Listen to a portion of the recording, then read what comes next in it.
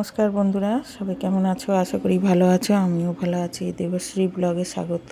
তো আজকে বিকেলে একটু চটপটা কিছু খেতে ইচ্ছা করছিল।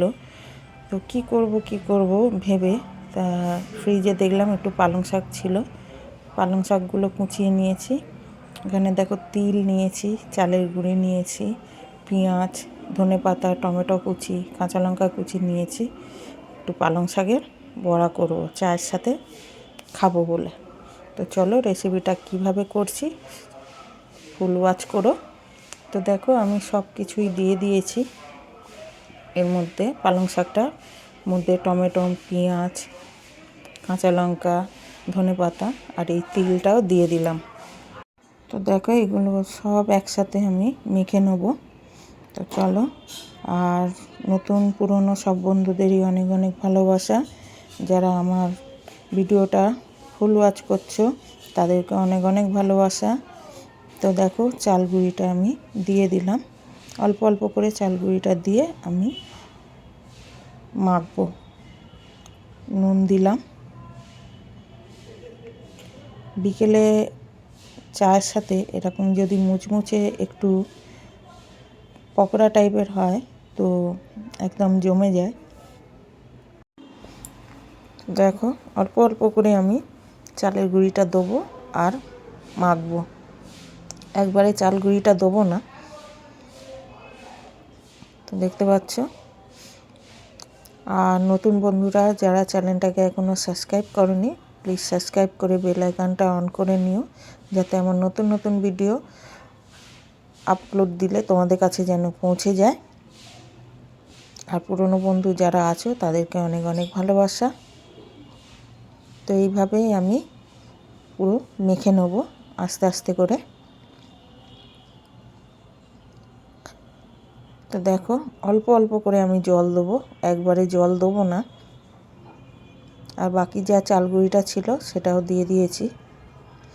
আর সত্যি কথা বলতে এত সুন্দর হয়েছিল বড়াটা যে না বলে পারলাম না। খুবই সুন্দর হয়েছিল। তোমরাও একবার বানিয়ে দেখো বাড়িতে এইভাবে। মানে খুব অল্পতে এত সুন্দর বড়া, বেশি কিছু লাগে না এর মধ্যে। তো এইভাবে পুরো অল্প অল্প করে জল দিয়ে আমি, দেখতে পাচ্ছ কীরকম করে জল দিচ্ছি আমি, একদম অল্প অল্প করে জল দিয়ে, হালকা জল দিয়ে আমি ব্যাটারটাকে পুরো মানে মেখে নেব।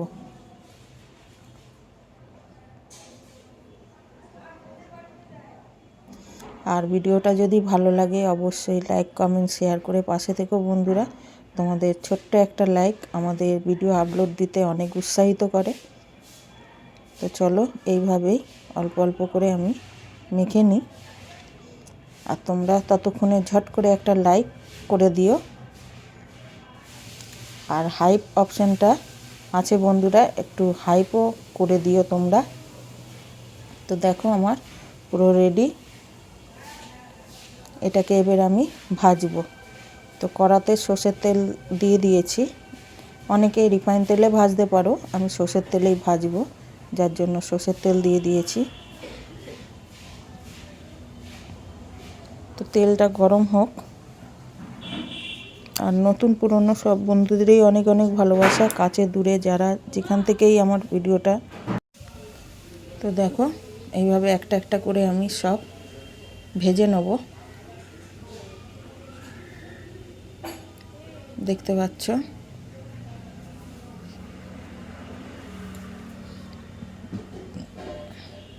খুব অল্প সময়ের মধ্যে মনের মতন এরকম রেসিপি তৈরি করা যায়। ঘরে থাকা উপকরণ দিয়েই হয়ে যায়, অন্য কিছু লাগে না।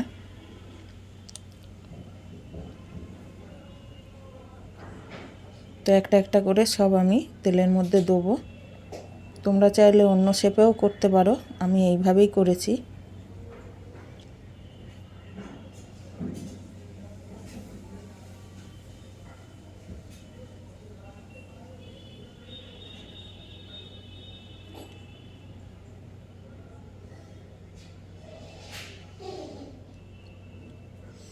আর গ্যাসের ফ্লেমটাকে একটু হালকা রেখো, কেননা হাই ফ্লেমে রাখলে ওপরেরটাই ভাজা হবে, ভেতরে কাঁচা থাকবে।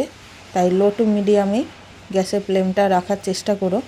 তো দেখো অনেকটা আমার ভাজা হয়ে গেছে, এগুলোকে এবার আমি তুলে নেব।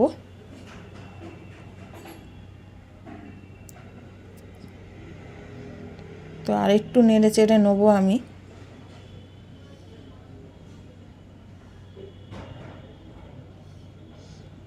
দেখো পুরো আমার রেডি, এটাকে তুলে নেবো আমি একটা পাত্রর মধ্যে। আর এত মুচমুচে হয়েছে, চালের গুঁড়ি দিলে এমনি মুচমুচে হয়, তো আমি এতে বেসন ব্যবহার করিনি, আমি পুরোটাই চালের গুঁড়ি দিয়েই করেছি।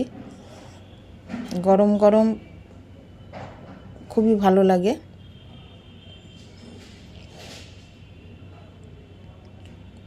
মনে চাইলে ঝট করে এইভাবে বানিয়ে নিতে পারবে তোমরা।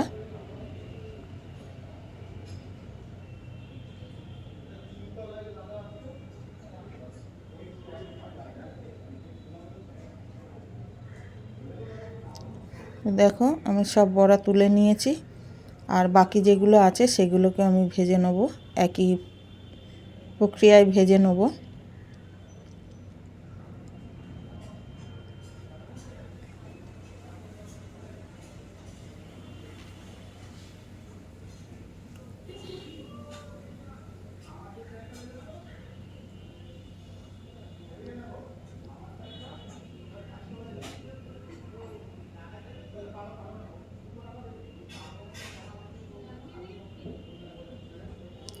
দেখতে পাচ্ছ আমি গ্যাসটা লো টু মিডিয়ামেই রেখেছি, বেশি জোরে দিইনি, কেননা ওপরে পুরোটা ভাজা হয়ে যাবে, ভেতরে কাঁচা থাকবে, যার জন্য আমি একদম লো টু মিডিয়ামেই রেখে দিয়েছি। তো এইগুলোকে আমি এপিট ওপিট করে ভালো করে ভেজে নেব। আর এইভাবে করলে তোমরা যদি এতে মানে লঙ্কাটা না দাও, বাচ্চারাও খেতে পারবে।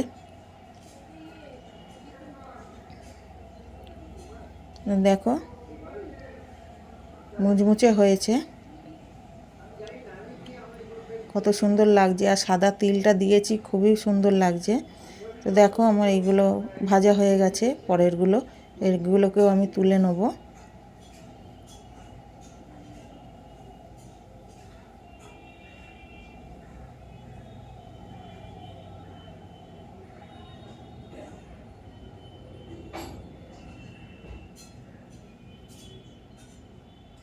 আর তোমরা যে এতক্ষণ আমার ভিডিওটা দেখলে, যারা সঙ্গে আছো তাদেরকে অনেক অনেক ভালোবাসা।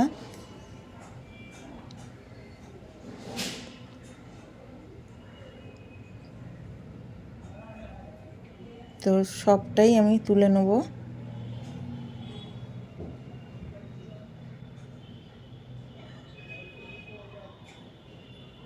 দেখো বন্ধুরা কত সুন্দর বড়াগুলো হয়েছে। তো কেমন লাগলো একটা ছোট্ট কমেন্ট করে জানিও তোমরা। আর তোমাদের ভালোবাসা এভাবে থাকলে আরও এগিয়ে যেতে পারবো। তো চলো আজকের মতন এখানেই, আবার নতুন কোনো ভিডিও, নতুন কোনো ব্লগ নিয়ে তোমাদের সামনে চলে আসব। সবাই ভালো থেকো, সুস্থ থেকো, সাবধানে থেকো আর সুস্থ থেকো। আর সত্যিই ভিডিওটা যদি ভালো লাগে অবশ্যই লাইক কমেন্ট করে পাশে থেকো বন্ধুরা। তো চলো আজকের মতন এখানেই, টাটা সবাইকে।